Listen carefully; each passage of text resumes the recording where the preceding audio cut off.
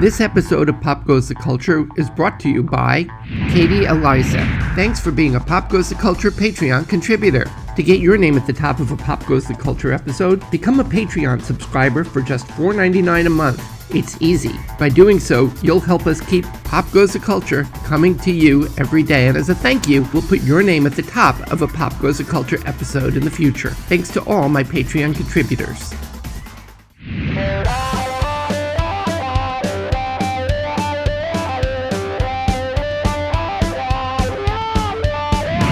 Hi, I'm David Levin, and welcome to Pop Goes the Culture, the behind-the-scenes stories of your favorite TV shows that you wouldn't have known unless you were there. Okay, I have to apologize. Our guest today brought out my inner geek. I've been a fan of Star Trek since I was a kid. I grew up on the original series, which aired from 1966 through 69. So when the movies came out and then a sequel series in 1987, it was a big deal. Now, Marina Sirtis played Lieutenant Deanna Troi, a female Betazoid with empathic powers who served as the counselor of the crew on the newest Starship Enterprise. She was beautiful, mysterious, intelligent, sexy, and empathetic to a fault, and Deanna Troi quickly became every fanboy's crush. But don't get confused, Marina Sirtis is not Deanna Troi. Beautiful, intelligent, and sexy for sure, but also candid, irreverent, and hilarious.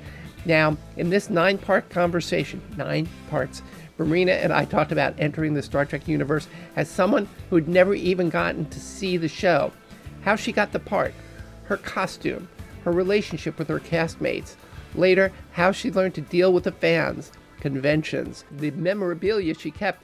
We also talk about how she got started as an actress and what it was like for her moving from London to Los Angeles. And we talked about many of the storylines, something I don't usually do because, as I mentioned, I'm a Star Trek geek. She was working on the series Crash when we did this interview, so that's where we began. Let's start talking about Crash. Okay. Tell me about it. Well, it's a movie about racism, and it's relentless. I mean, it's true, but you don't want it to be true about people, the stereotypes and how people treat other people. I was cast as an Iranian, although Paul Haggis, who wrote and directed the movie, actually wanted the real nationalities to play the parts in the movie.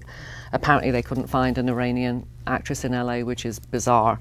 And I read for it and then had to learn how to do an Iranian accent, which is not like Arab, because I've done Arab before. It's Farsi and it's very different. But it was fun. It was, I'm unrecognizable. I have a headscarf and ugly clothes and no makeup, not even mascara. I actually said to the makeup man, I've never worked without mascara before, I just want you to know. Very strange.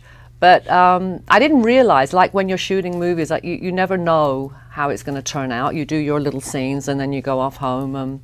And then I saw it, I'm very proud to be in it, actually. Yeah. Wow. So, this is fairly recent. Yeah, it was, I think we shot it last year, and it came out, about a month ago. I'm planning to see it like next week or so. Let's sort of work our way to the beginning, and sort of when you started, how did you get started in doing the whole acting thing? Well, I always wanted to be an actress. I remember my mom telling me when I was 3, I would stand on the seats of the buses in London and sing "Que Sera, Sera" to the other passengers. And she'd be like, sit down, sit down. The worst thing in the world for my mother was that I wanted to be an actress, because it was really like saying to her, you know, I want to walk the streets at night, because my parents were Greek and it was not a respectable career for a woman. But I persevered, and I turned down a place at university to go to drama school, which was another thing she never forgave me for. But in England, you go from drama school, you go to a accredited drama school usually, and then, or a university, and then go into the theatre. And that's what I did. I did my time in regional theatre in England, and then started getting gigs on TV.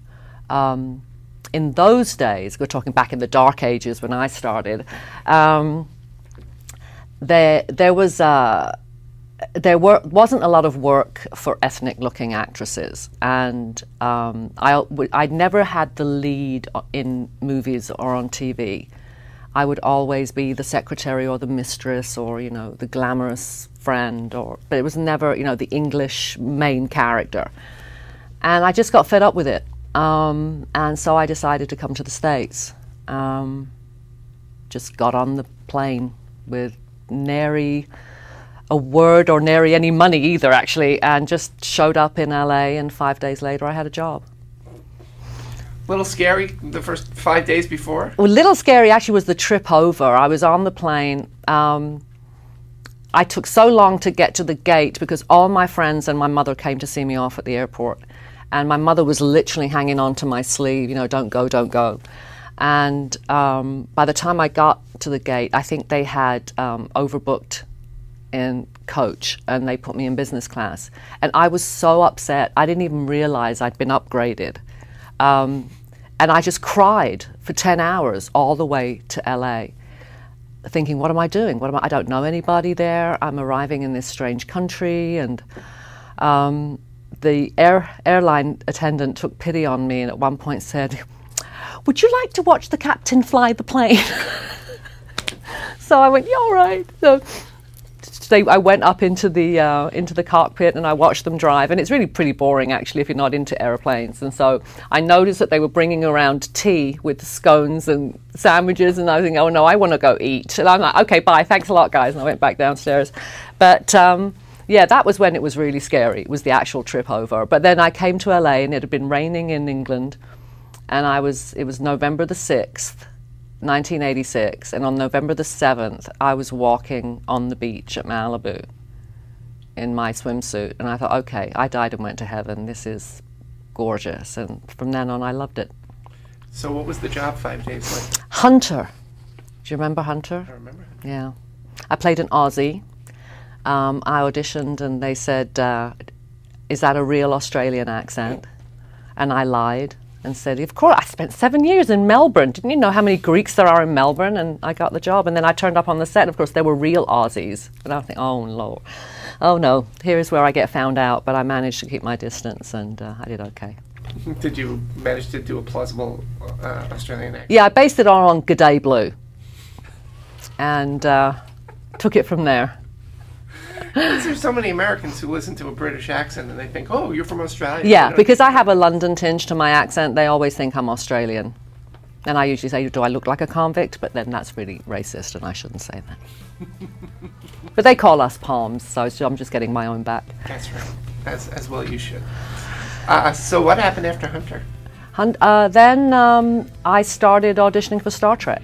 That's all we've got today. Tomorrow, Marina Sirtis and I talk about her audition for Star Trek. What that first year was like for her. She knew nothing about Star Trek before she got started, but she learned fast. And Marina also talks about the critical brickbats in the first year of Star Trek The Next Generation. Till then, let us know in the comments what you thought of the first season of STTNG, and feel free to subscribe to our show, Pop Goes the Culture. If you really like us, please help us out by contributing to our Patreon campaign. It really helps us get new interviews, helps us do Ask Them Yourself, and so much more. And you can be on Ask Them Yourself, and you can also see episodes early. Thank you so much. I'm David Levin. Keep watching. See you next time. Hey, if you're already a subscriber and you don't want to miss an episode, tap the bell icon. We'll let you know exactly when we're showing new episodes of Pop Goes the Culture, Ask Them Yourself, and the Boomer Tube.